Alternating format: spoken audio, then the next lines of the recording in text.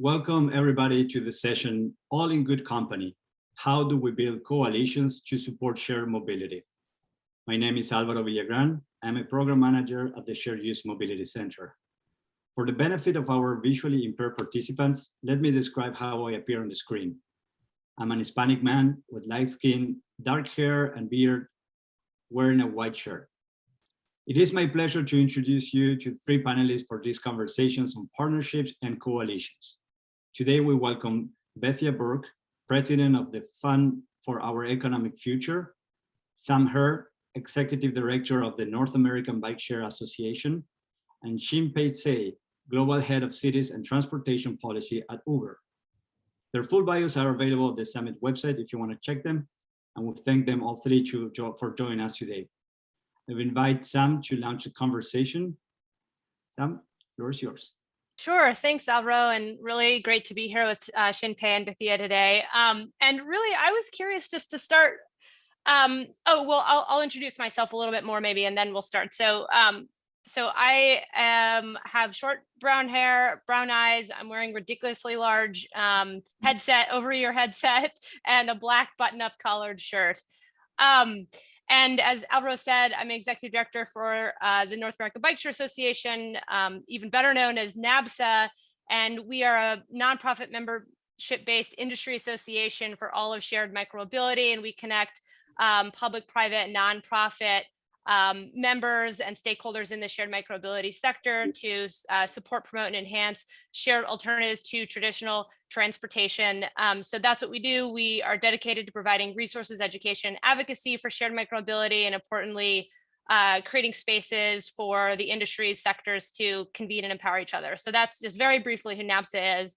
And I'll maybe start off by asking, I'm really very curious to get to know the other folks on the call here. And then if you can introduce yourself as well beyond that. So my question to you all is, I'm really curious to know, what brought you to this work in the first instance, and how you arrived here into the shared mobility space, and what keeps you here.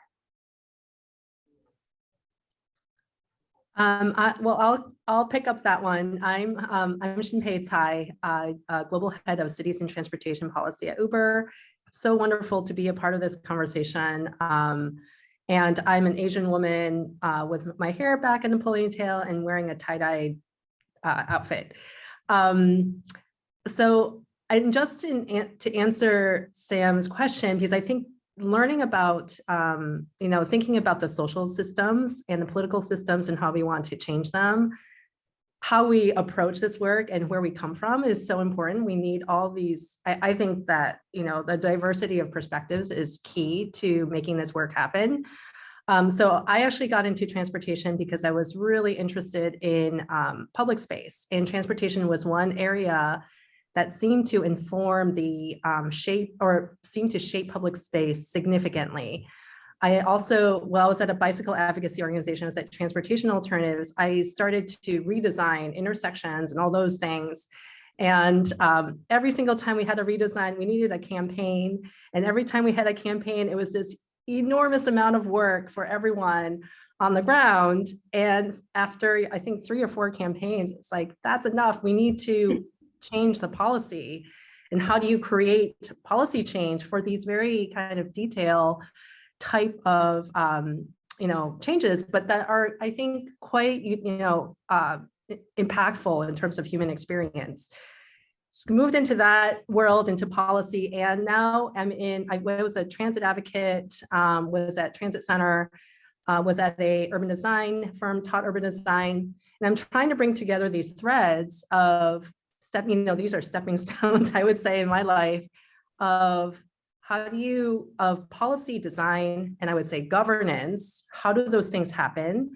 How do we center people in making those changes? And I think the question to me is like, how do we center people, constantly centering people, and how do we also affect the environmental impacts and equity impacts and those kinds of considerations? I'm now in the space of shared mobility because I feel that it's an area that's quite dynamic, has a lot of potential, but it is still a tiny part of the transportation system.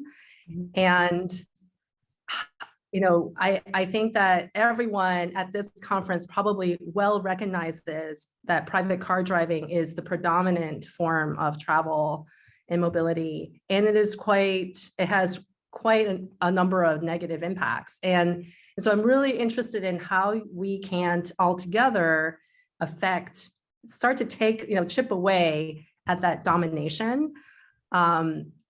People have been at it for decades. I've been at it for a couple of decades. And so and now I'm in this role where I'm continuing to ask that question. So I'm going to turn it over to Bethia. Thank you. And I'm Bethia Burke. I'm with the Fund for Our Economic Future. I am a 40-year-old white woman. I have blonde hair and I'm wearing a sort of a burnt, I don't know how to describe this color, but like a burnt brownish red collared shirt.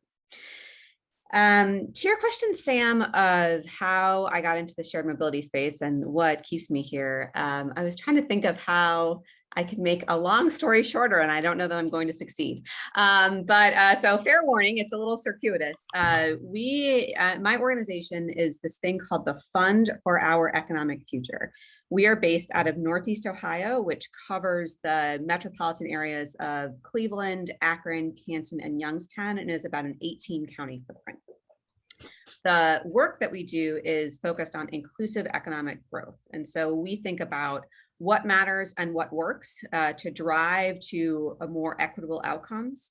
And specifically, our concerns are about race and place. So we know that there's inequities by race and ethnicity in income and in employment. And we know that we have these entrenched concentrations of poverty that limit people's potential, and they also limit the long-term economic prospects of the region. Within that work, as you can imagine, there's a lot of things that matter to inclusive economic growth. And we have boiled it down to this frame of job creation, job preparation, and job access.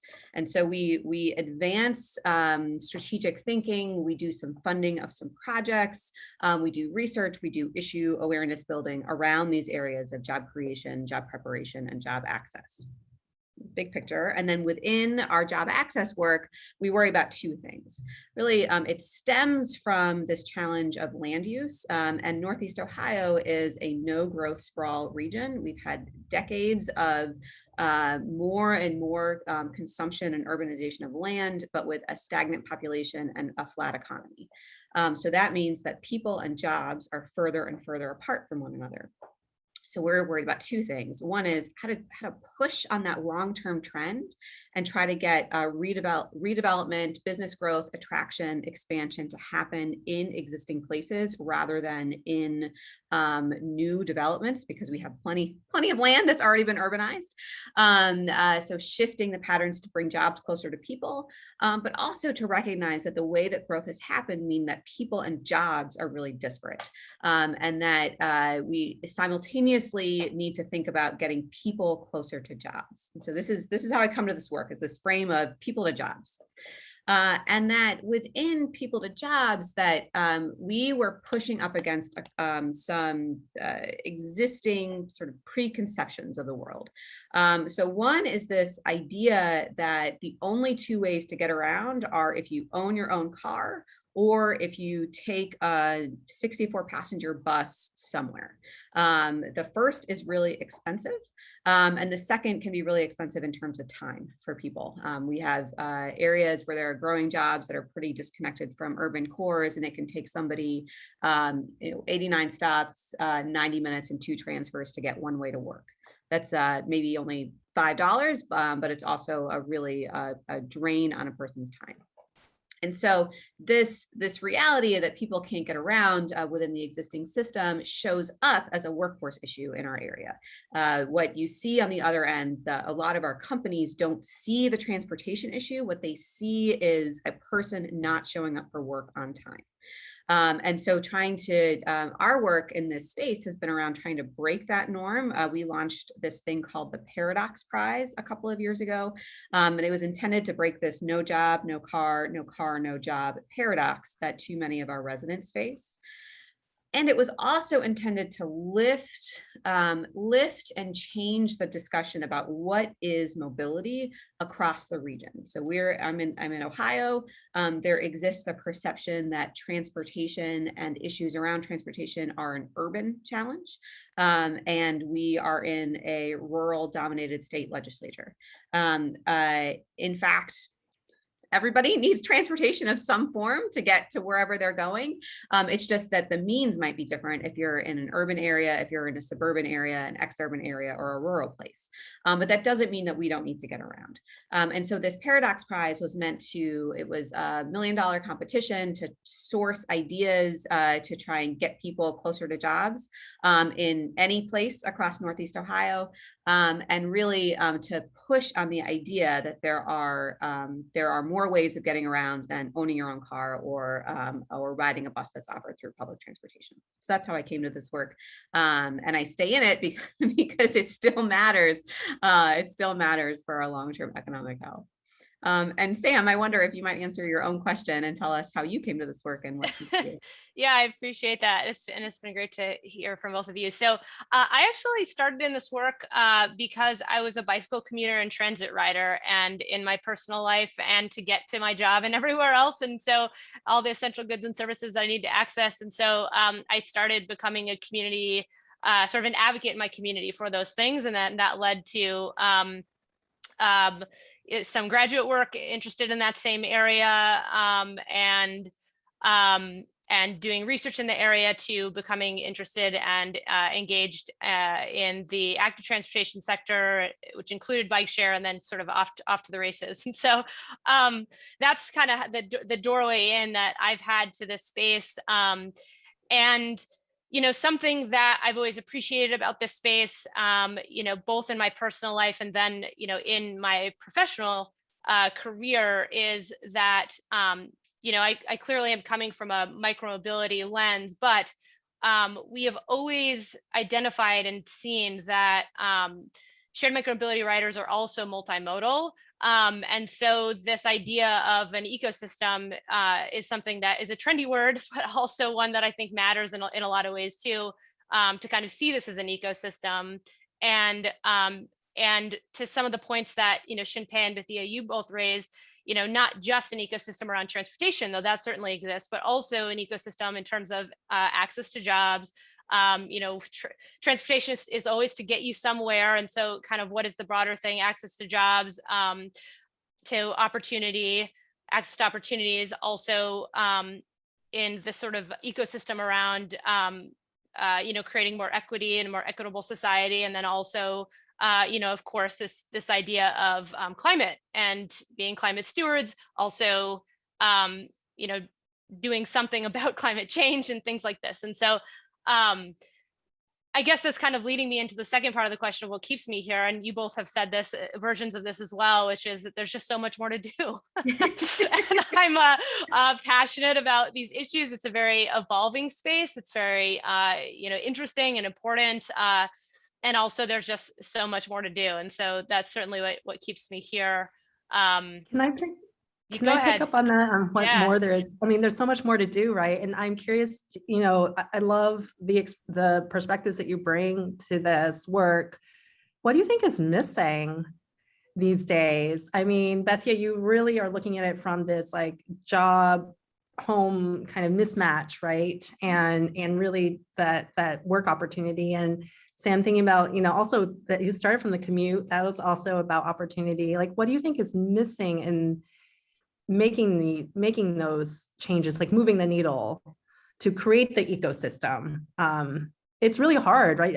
To Bethia's point, the amount of kind of, status quo, right? Because of the sunk cost of past land use decisions and even current practices. Like, it's really hard to change the way things are done within huge institutions. Mm-hmm. Like what's missing in the way that you're thinking about how things would go?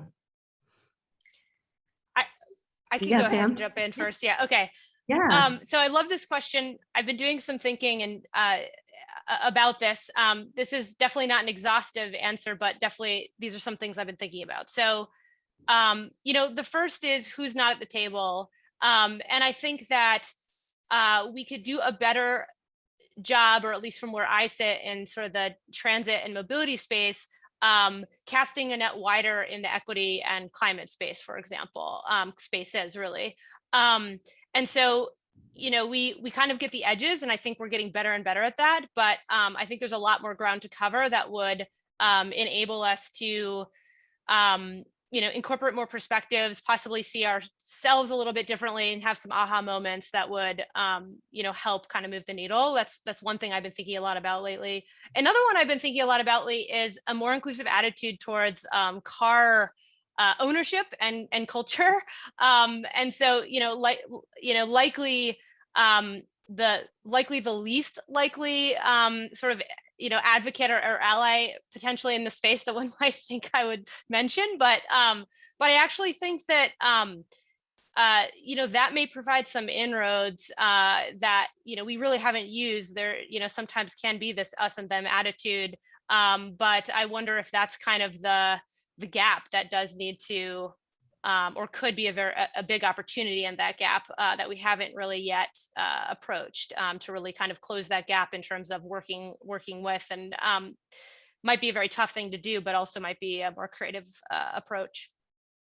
Yeah, I think there's, I'm sure that there's something in there around the individualized car ownership, like bridging the culture and bridging the ambitions with more recognizing that most people drive a car, right? And so it's, in order for this to be an issue that is taken up more broadly and advanced in a different way, you have to reach this set of stakeholders that sees itself as other in the shared mobility conversation. I was thinking as you were talking that one, I don't think a lot of people think about how they get around on a regular basis. So we experience this in the in just interviews with company CEOs. We had CEOs who would tell us, show all these maps, who'd say, these are people you're not getting into your workforce, or you see how they're not getting there, and be like, yes, but I have to tell you, nobody takes the bus. Like, no, nobody takes the bus. There was nobody in my whole company takes the bus. And we had this literal experience where we were talking to a company CEO. He walked out onto his shop floor. First person he asked, how did you get to work today? The guy said, I took the bus. I had to get up and I had to get here 2 hours before my shift started, because otherwise I'd be 30 minutes late. And my girlfriend used to take me and she doesn't take me anymore. Right. So it's just, I mean, I think that most people aren't asking themselves how other people are getting from place to place. And so we're sort of locked into our mindset around transportation choices because we're making it work in whatever way it works for us in our household. And it's not really this societal discussion, I think, is one. And then I think as part of that, therefore, and I don't know what the shared infrastructure needs to be, but therefore, if we think about the ways people do get around en masse right now, highways and roads, for example, are paid for with taxpayer dollars. Rail, we have light rail in Cleveland. Light rail is paid for taxpayer dollars. There's some subsidies for the public transportation systems, obviously funded federally, statewide, and then has additional local subsidies. I don't know what the shared infrastructure needs to be for shared mobility, but I also think we're really, really far away from that being embraced as a philosophical concept that people, think is necessary and needed. And so I think that's in part and parcel with this idea that we're all sort of thinking about how we get around ourselves.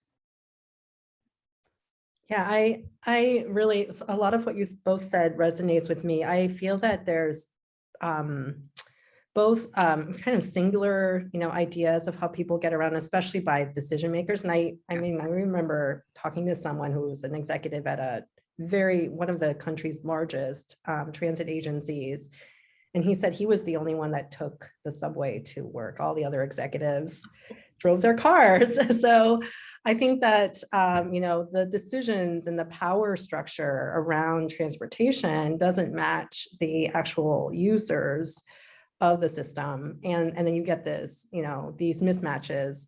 And then also, frankly, people do what's most convenient, right? And we've publicly subsidized private car driving as the most convenient way of getting around. And then, And then we, and then as I think a community of people who are trying to change that, there had been for many years, like, why don't you just bike? Why don't you just take transit? Like there was this kind of like, you should be, shaming of using a car and not really recognizing like getting up at 5 o'clock so you can get to work on time.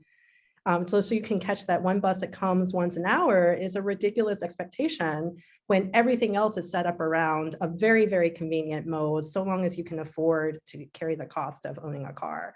So I think there's like a serious mismatch there as we think about the whole ecosystem, and would really welcome ways of crossing those silos and being more interdisciplinary. And then finally, I think to Sam's point about equity, something that I've been looking at the data on the Uber platform, and something that was really interesting to me, which kind of goes against people's impressions of shared mobility users or early adopters, is that lower income households had a greater fraction of Uber rides before the pandemic, during the pandemic. So while lower income households had a humongous drop, there was a very steady use from lower income households.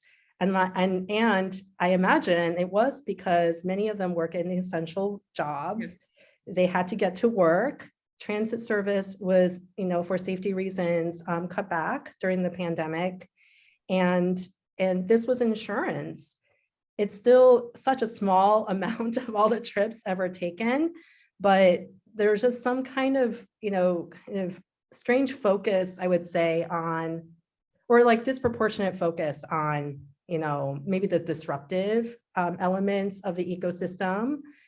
And I'm really curious about ways to harness, the energy there, and trying to take a more holistic look at how do we get, to Bethia's point, how do we help people get to where they need to go without inconveniencing them, without giving them some time back to be with their families, and to really think about the affordability, the time savings, all those things.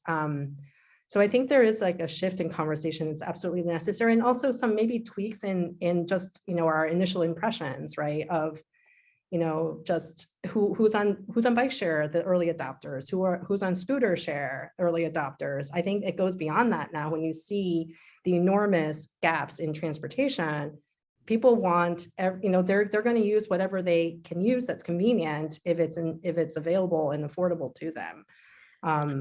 I also I think on this this piece you pulled on the data of who continued to use Uber services during the pandemic. I mean, and Sam, you talked about equity in transportation earlier as well. I mean, I think that one of the things that has shown up in our Paradox Prize work is the belief that some services aren't for some communities. And that, so for example, we've got this really interesting company locally that is looking at electric car sharing in specifically designed for low income communities, because so many car shares are they require density, because you need people to share the cars to make the profit model work, right? But then there's this assumption that you can't share resources in lower income communities, that people won't treat them well, that people won't know how to use them, that people don't have access to the credit cards that they need to unlock them, whatever the barriers to access might be. And this company is really pushing against this by locating electric cars in lower income communities, because those are the places where people aren't going to have the funding to buy their own vehicle, but might genuinely benefit from having access to a vehicle to run to the grocery store, right? And not do that trip on the bus. And so I feel like there's also a part of the work that really is in what you were just saying, really is about understanding how we stop limiting access to, or how we can enable access to this bevy of ways of getting around, and not just assume like, oh, people in that community don't bike, so we don't need to put bike lanes there, or people in that community aren't going to be able to share a car, so we're not going to figure out and test and figure out how we subsidize that model in a more effective way. And I think that's the kind of thing that, to me, is the next iteration of this shared mobility work. Yeah, I want to jump on, tag on to what you're just saying, Bethia, because it actually links up with the panel before us, and it was a pretty powerful one. And they were talking a lot about co-creating, co-creating a neighborhood plan, co-creating a plan for shared mobility, these kinds of things, and bringing communities more into the planning process, and basically, not doing that dynamic that you were just saying is this company is trying to not do as well, which is to sort of decide from afar what a community needs, and then, dropping it in there based on just, little demographic information in Google Maps or something like this. And so the element I want to bring in from the last panel into this one is really that point of co-creating, developing shared mobility programs with neighborhoods and with communities, rather than sort of assuming and assuming what is there, what isn't there, the interest that it will be there or not there, even the challenges for a particular community, and really doing it with, not for, or without, really. So I think that is also an important piece to what you were saying. Do you see anybody in your work doing that really well? Yeah, well, I'll jump in here, Shin-pei. I'm sorry again. I'll stop talking, but I will say shout out to Better Bikeshare Partnership. And they have really been doing fantastic work. And actually, Wafia Murray, who manages that program, was part of the last panel even. And they have been doing that really well in the space of shared micromobility. And I think that probably learnings from their work could be applied to the ecosystem as a whole. Yeah, and I'll make a shout out to Transform, who maybe a couple of years ago or last year, they completed a needs assessment in lower income neighborhoods in the Bay Area. And it just really defied what people thought lower income communities would want. And now they're in the process of having received some, I believe it's state funding for implementation, but very much in a co-creation process. And I would say, really, I think promising to, when I heard about this, working with youth who are absolutely on the front lines of identifying the opportunities and setting expectations for how urgent the matter is too. So not just the social aspect, but the environmental impacts. They make all these linkages to how this ecosystem should be built in ways that I think, like the cynical policy folks are less willing to dive into. And I think it's beautiful to see this emerge from something that was as technical as a needs assessment. Yeah, that's really lovely. Look what happens when you ask people what they want. It's amazing. I mean, I was also, and it was just, I've been, leaning on my colleagues too to think about, we made a big electrification commitment, and there's clusters, there's a mismatch between where charging infrastructure is going, how electric vehicles are marketed, and it's going towards higher income white households. Mm-hmm. And it's like, if you just turn this, it's like you have to turn everything on its upside down and be like, no, let's really think about what kinds of cars are going to get the most mileage, mm-hmm. and therefore the most climate impact. It might even replace other trips, right? And the kids came to this, like no one was, they just arrived at that kind of thinking. And then you can think about then, okay, so think about the driver communities, the cluster people that are trying to make work from, these shared mobility opportunities, whether maybe they're on the operations side of Bikeshare, maybe they're using their car to, get some additional, ekes out some additional work in their spare time, what have you. Like looking at where that happens too is such an area that we haven't really thought about, I would say, as a community of people interested in this. And it just, it so all ties together with all of the things we've historically seen in communities where I was just thinking when you were talking about where electric car infrastructure is going, and that's where emissions will reduce, is in those places where it has infrastructure and has incentives and has people buying in. And it's like, can we ever get to a place where we're actually reacting to things like the life expectancy data that says people in places with higher polluting areas have lower life expectancy, and shift and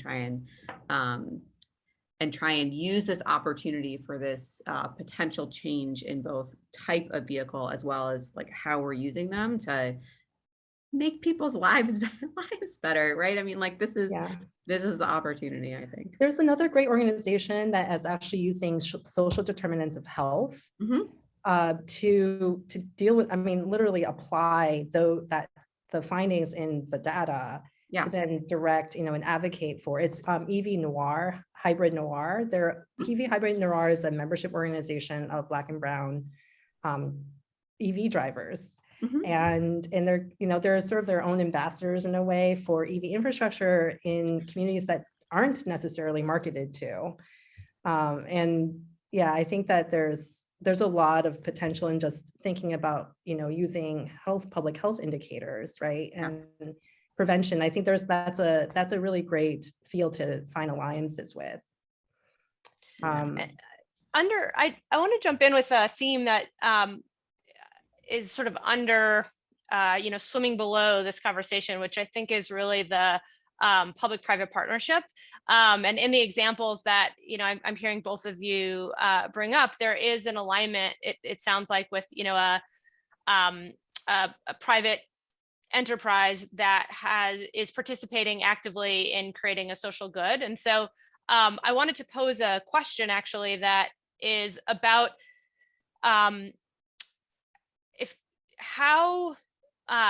do you have any sort of recommendations or thoughts on how to improve the ability for public and private partners to work together towards these public good goals, whether they're public health, as we're talking about in this moment, or some of the other ones that we've listed in this conversation, equity, climate, getting around better and improving the transportation service, access to opportunity, and so forth. I feel like that's a very important theme that is sort of undergirds a lot of what we're trying to accomplish here.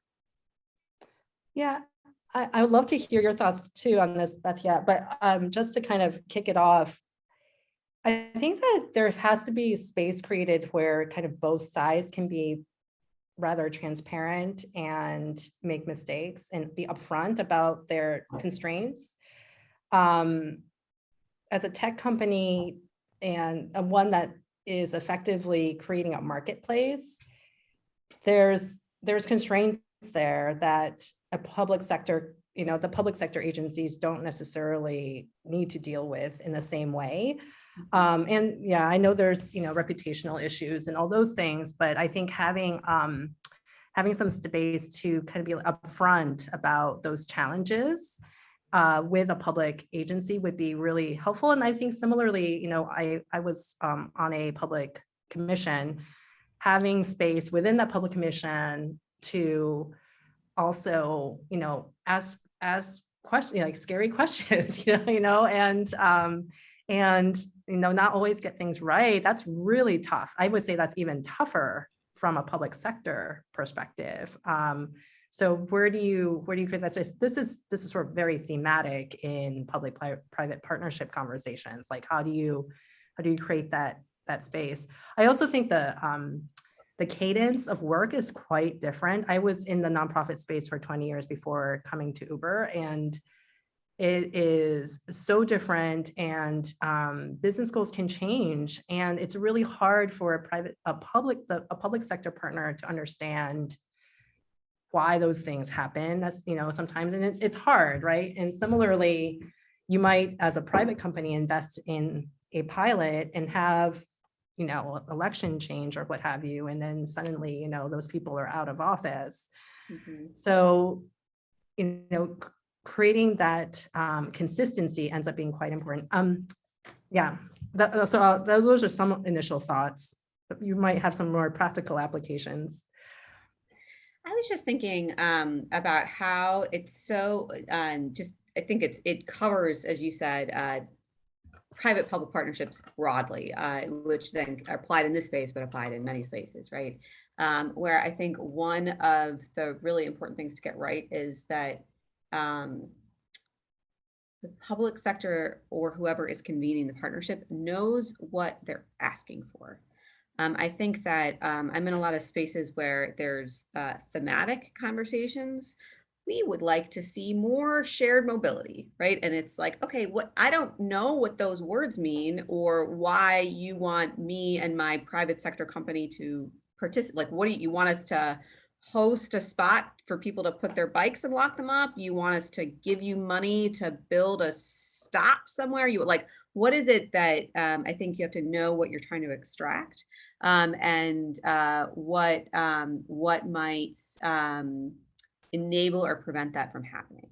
And I also think there's a really big difference if you're talking about private-public partnerships from either the starting point of charitable giving or the starting point of civic responsibility, as differentiated from what they're doing in their private business as a private actor.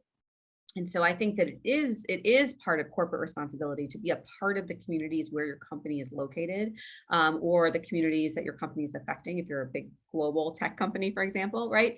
And that figuring out that corporate responsibility is a part of almost every company's, way of doing business. And that entry point, again, is very different. And that might be more along the lines of joining a civic table, talking about issues, lending your name to something, advocating at a state or federal level for a policy change. The other place we're working with the private sector is actually on the behaviors of individual companies.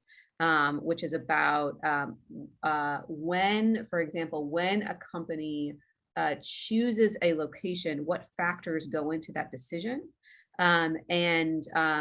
For example, it might not surprise you, but still discourage you to learn that many companies don't consider transportation until after they have landed in a spot, right? Like they land in a spot. It's a pet peeve. It drives me so terrible. And it's like, now we're here. Can you please build us a bus station? Even because there's the one that's closest is a mile away. It's like, no, because there's an empty lot a mile away that you could have gone to. We could have made that happen, right? And so I think that kind of public-private partnership that's not really what we think of. We think public-private partnership, right? But that is still the public sector working with the private sector. Incentive dollars, land aggregation, site selectors coming together to figure this out. And how do we actually figure out where we have influence in the conversation to try and shift that behavior? That's work that we're doing right now. But it is, you have to know what you're asking for and know why it is that those things aren't happening in the first place. Yeah. What do you think, Sam? Yeah. So I asked the question, I guess, because I've been thinking, more about this. It's a constant theme at Napsa, given that we're a cross-sector organization. And so, we dedicate a lot of our time to holding forums and spaces for folks to have cross-sector conversation, and reflecting on, Bethia, the theme that you were sort of just mentioning about, what are the ways that we don't necessarily think of as sort of standard public-private partnership moments, and thinking more about discovering more of those moments that are actually and would be helpful for us to sort of identify on the front end rather than sort of after the brick and mortar is up and it's much harder to move and make those decisions. So I do think that building relationships, sort of a common trope, but also a very meaningful one. But relationship building, to be able to have the space there so that you actually are able to, happen to have those conversations and identify those moments, but also having some intentional moments around discovering those decision points that could be ripe for public-private partnership and have, for example, transportation implications before the fact. I think that's one. Another is identifying where it's being done really well, and then using those cases to extrapolate lessons about how it's being done. I think we all have some examples that we can think about of where it's being done. Actually, that was a follow-up question I was going to ask you all was, thinking about an example where this might be happening really, really well, and using those to guide our work and guide other opportunities. And before I kind of launch into that question with y'all, I'll just mention a third thought around this, which is articulating, not just the moments of intervention, you could call them, where you can identify opportunities for partnership, even in the ones we suspect and the ones we may not suspect, but also the joint goals and the joint vision. I think that maybe we take for granted a little bit that there's some overlap, and maybe also sort of falsely dichotomize the two positions when they're not actually so different, that there are moments of alignment. And so being really intentional, if those, if that alignment is not being identified, to first and foremost identify the points of alignment and the goals that are overlapping and shared. But I am curious to know if there's one example that kind of rises to the top that you feel like public-private partnership that you haven't mentioned already, or just exploring more of the ones that you have, is happening really, really well.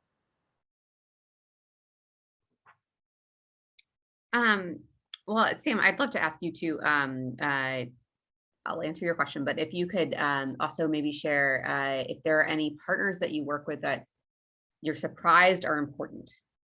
So I'll let you think about that. I will say that one way that we've built a public, but I would not categorize this as a traditional public-private partnership, but through the Paradox Prize work, we had, what we did was we built a coalition of people from different disciplines from around the region in order to evaluate and select the things that we funded, but also really to inform and be a platform for understanding what happened out of the work, and being the propagation machine for, as the lessons come out, how do we share them? How do they connect? How do they go more places? And so what we did there was we were really thoughtful about the intersection of workforce, transportation, business, public sector, philanthropy, and got representative folks from across rural, urban, exurban, suburban places in the region to come together around a tangible thing. You get to pick what gets funded. So you're there to listen and talk and hear from and make a decision around money. And also you're there to bridge build and network, and the relationship building, Sam, that you said was so important. I think it's really can be very constructive to do that around a shared purpose. So Sam, I don't know if you had anyone, I saw that Shin-pei, you put some things in the chat as well, but any partnership that really is meaningful to you that is surprising, or you wouldn't have thought 10 years ago would be an important partner? That is such a good, oh, go ahead, Shin-pei, sorry. No, go ahead. Honestly, I didn't have anything particularly awesome to say on this one. It's a really, really, really good question. I think the part that is getting me is surprising. I don't know that I've had any surprising, partnerships, but I am really happy to sort of share that we have a lot of partnerships in lots of different areas. So, basically, collaboration is key.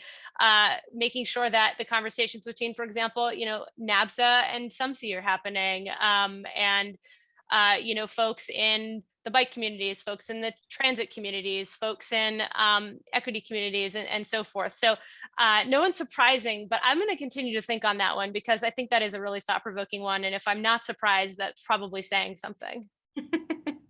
And maybe the last, a couple of examples that come to mind are the ways that we've kind of developed the Uber Transit product alongside learning about transit agency needs and really understanding where a platform can be helpful to them. So this is, I think a significant change is not to say that rideshare should be used for transit, absolutely not, but to identify opportunities for a transit agency to apply on-demand rides to supplement low volume routes, or maybe on-demand wheelchair accessible vehicles, and expand and augment wheelchair accessible vehicle service.